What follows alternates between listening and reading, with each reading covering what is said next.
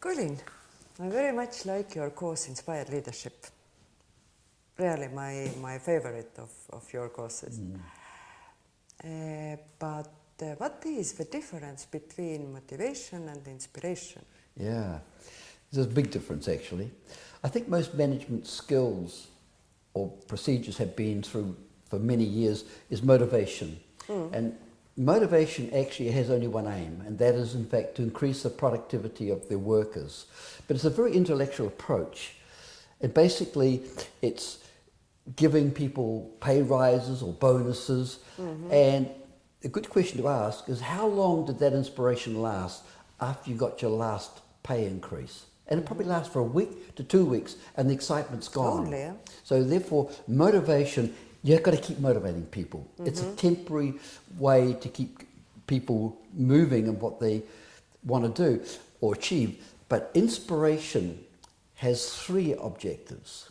And the first one actually is to build people, build their confidence in themselves, to really develop that liking of what they do is the second one. And of course the third one is to increase productivity, the same as motivation. But inspiration is something that's permanent. And basically it's more of an emotional effect.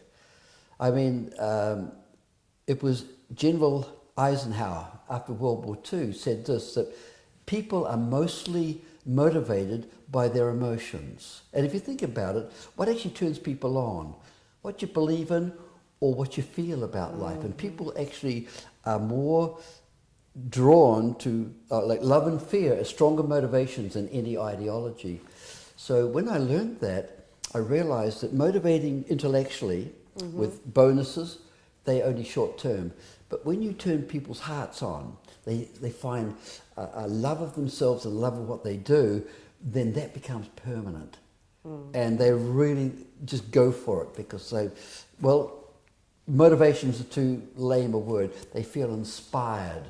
And that is far more powerful than any form of motivation. Hearts turn on. I really love this. Yeah.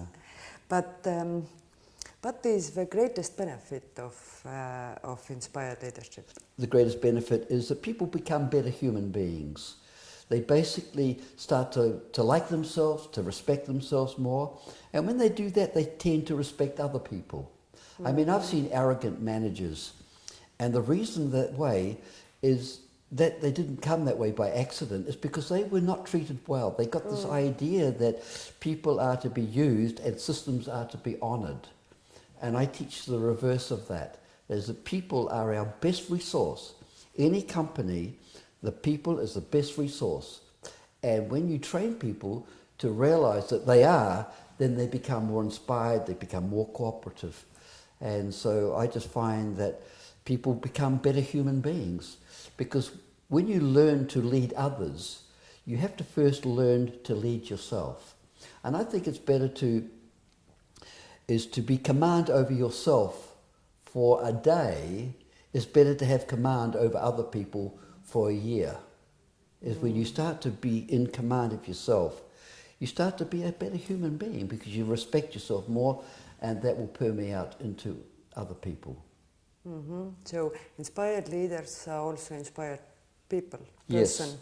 Yeah, but we have to be inspired ourselves. The greatest inspirational leaders are those that inspired themselves and then learnt how to inspire others.